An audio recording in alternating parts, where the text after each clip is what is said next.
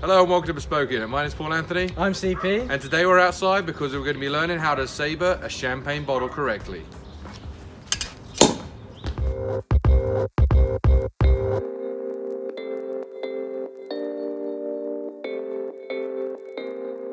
So Charles, I've got my sabre.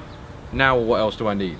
Well, first thing, I'm going to ask you to take all of this off. I want you to take the wire cage off. I want to take all the foil off, everything. The wire cage is known as a muselet, by the way.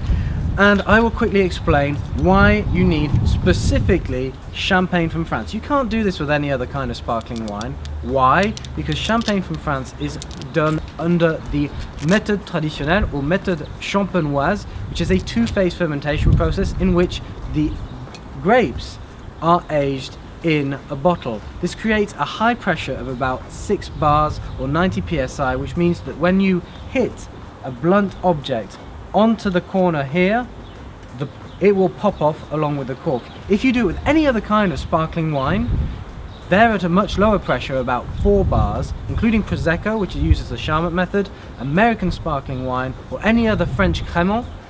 This may explode in your hand and it may cause severe cuts or injuries. So I just want to make this safety announcement so we don't cause any ourselves. 100% got to get champagne, basically. Champagne long and short only. of it. So Charles, I've done what you've requested. Taken off the foil, taken off the muselet, 6 turns, sucker came off. Now what we're looking for on the bottle. You're going to hold it properly, which is by putting your thumb in the base and then your fingers underneath. This means that if you do have any mishaps and it does break in your hand, it isn't going to explode. So we're not, I mean, it feels more comfortable doing this.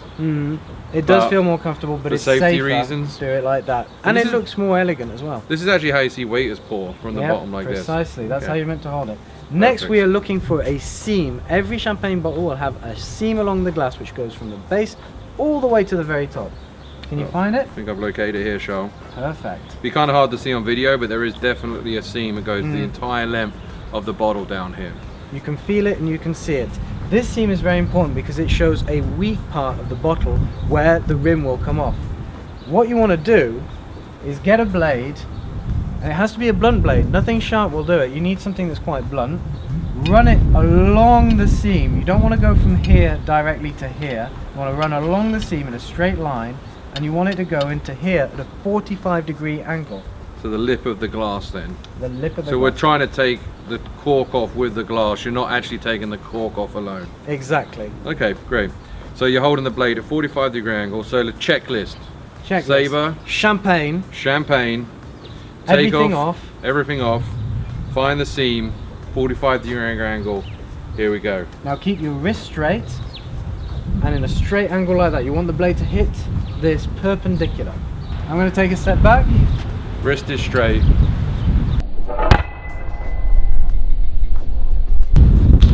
In one. Well done. Nice. Perfect. Now, one little additional safety announcement. Be very careful touching here. Don't bring it to your lips and drink it like a champion. You will cut yourself. Don't touch it either. Be very careful when serving. But rest assured, there is no glass inside the bottle. No shards fell inside. Because of the explosion of pressure, it was all pushed out very nicely into the horizon. So you're safe. So Charles, let's go and enjoy all the fruits of my labour and drink this bottle of champagne. Until next time guys, my name is Paul Anthony. I'm CP. See you later. Cheers.